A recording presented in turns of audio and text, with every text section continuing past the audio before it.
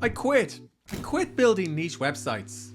Built these niche or niche websites for years. I built writing websites, health and fitness, and food and drinks websites. And you know what? It worked. I got millions of page views. And I earned multiple six figures from this business model. I even recommended this business model to other writers that I know. I was even offered 6 figures for one of my sites and 7 figures for another, but it all crashed and burned. And in 2024, I decided to quit the niche website game. You see, building niche or niche websites, well, it was a great business model for writers and bloggers. Could work from anywhere and get paid to write online, but not anymore. Now, if you're not familiar with the model, here's how it works. First up, pick a topic you like. It could be a hobby, or it could be an interest, or it could be something that you spend time and money on. For example, cats, or coffee, or beer, or even marathon training. Now, using an SEO tool, find informational keywords about your topics. These are the keywords and phrases that people punch into Google. Ones like most popular cat brands, or best kids running shoes, or the health benefits of coffee, or why does coffee make me poop? Now, go and write informational articles based on these keywords and publish them on your WordPress blog or website. Yes, I did actually write an article about coffee and why it makes me poop. You're going to use personal stories, you're going to find authentic pictures, plug in those keywords and phrases that you found with your tools and software, and then press publish. Once traffic rolls into your niche or niche website, go ahead and apply to an ad network like Mediavine or Raptive. And then you can monetize your site with ads and affiliate promotions. And you can earn and profit from all of that juicy traffic that flows into your site. I love this business model for a long time. I thought of my websites as kind of like online magazines that I was passionate about. The overheads were low. I got to spend my days researching high volume, low competition keywords, using tools like Ahrefs, SEMrush, and ClearScope. And I set myself a goal, because I like goals, a goal of writing and publishing dozens of articles each month. Now, in the beginning, I wrote articles targeting these keywords myself. I wanted to keep costs down. I even took a barista course to learn more about coffee for my food and drinks website. And I had fun researching some of my marathon training articles for my health and fitness site. But as my revenue grew, I couldn't keep up. So I hired writers who could write articles using keywords from my mega spreadsheet. I also started ordering dozens of articles each week from a content agency called Writer Access. And to speed things along, I hired an editor. She checked each of the articles I commissioned for the right keywords and also for factual errors. And I hired 2 employees who helped me publish the articles with images across my WordPress sites. You see, more live articles meant more traffic or eyeballs on my sites. And more eyeballs meant more ad revenue. And I could reinvest this back into my site, in theory anyway. I built up my portfolio of content or niche websites to millions of page views per month. The sites earned reasonably good money from display advertising. It was a simple but straightforward business model, one I was happy to recommend. But then it all changed. I told a friend about my business model. He wanted to get into the niche website game too. So I reviewed his niche or niche. I prepared a keyword plan in a massive spreadsheet and gave him my publishing procedures. I explained where he could go to find writers, what to publish, what to write himself, and how to get paid. The other day I met him for coffee. He hadn't started his website yet. Should I still do it? He asked me. I told him to avoid this business model. I tell any writer or blogger to avoid niche websites today. Now, my sites still earn a small income each month from ads and affiliate promotions, but I've all but quit this business model. Here's why. Competition is fierce. GigaChad publishers like Forbes, who I actually wrote for years ago, Business Insider, and your national newspaper all wanted some of that tasty ad and affiliate revenue. To see what I mean, type site:/Forbes.com followed by cats into Google, and you'll see dozens of informational articles. Forbes, the home of cat lovers everywhere, or coffee lovers, or running, or even mattresses. This is a great example of all of the competition that niche websites and bloggers face. To be honest, competing against the big guys and their VC-backed editorial teams, well, that's a much harder game than writing about your favorite hobby.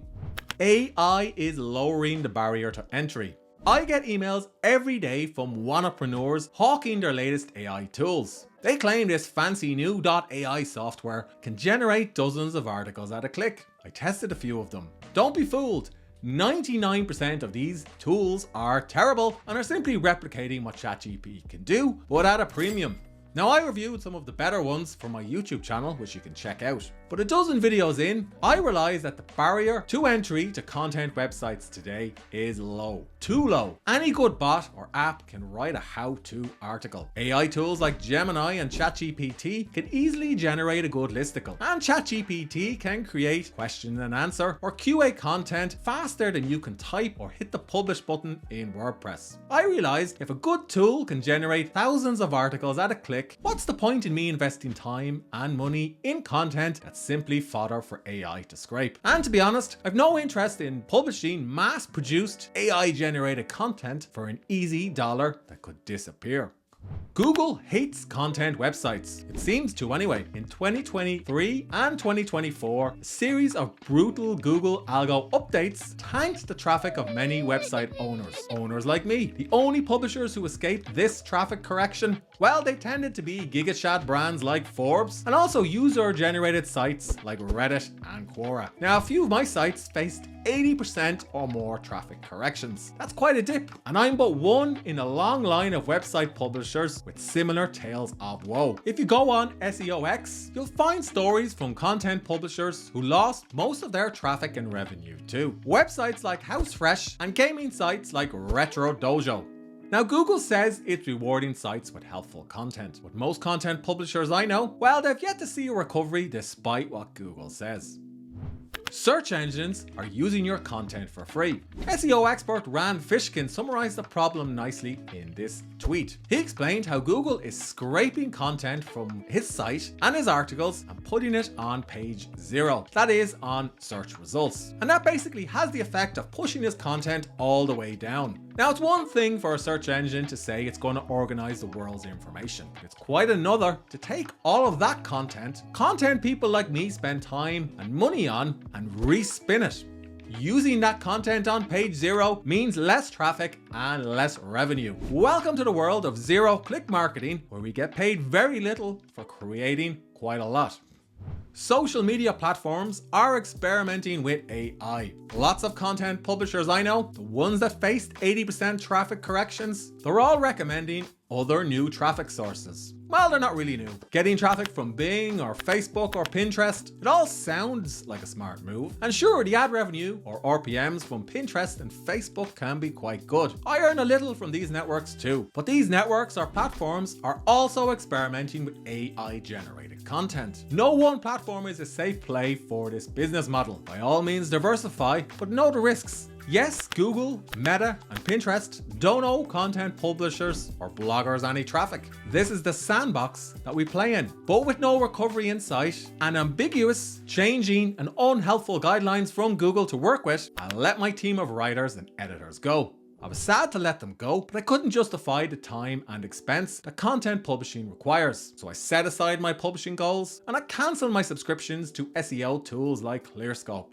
And I stopped writing and publishing informational how-to content. I abandoned most, but not all of my content websites. And I picked a different business model. So what am I doing now? What's the business model that I'd recommend to writers working online today? Well, I'm doubling down on my newsletter. 25,000 writers read it every day. I'm also doubling down on coaching, copywriting, and client work. And when it comes to writing, I'm doing one thing: writing what AI can't. As an example, that's often educational content plus personal stories. Stories from the front line of writing. That's harder for ChatGPT to spin out because it can't generate content about my personal experiences. If I'm honest, informational niche content isn't always fun to write, let alone edit and optimize for search. These days, I'm having more fun writing for my personal newsletter. And if you're this far in, you can do the same too. Write about a big personal or professional achievement. Describe a painful failure. Reflect on what you've learned. Offer up these lessons for readers as takeaways. Transition from explaining or writing how-to content to how-I content. If you need some examples, try these. How I grew my email list to 21,327 subscribers without paid ads. True story. Or how I trained for my first Ironman in 6 months in under 10 hours a week. Another true story. Whatever your approach, get into the habit of documenting what you're doing, what works, and what doesn't. And because you need to get paid, create some sort of digital product or a service or an offer, for example, coaching or consulting, that people can buy from you, ideally over email. Create and publish content that AI can never spin out, and use this content to sell your products and services. It's more fun to write, create, and publish, and chances are you'll be able to earn more too. If you want to get more videos like this, then don't forget to subscribe to the channel. And if you have questions about what to create, ask me in the comment section below this video.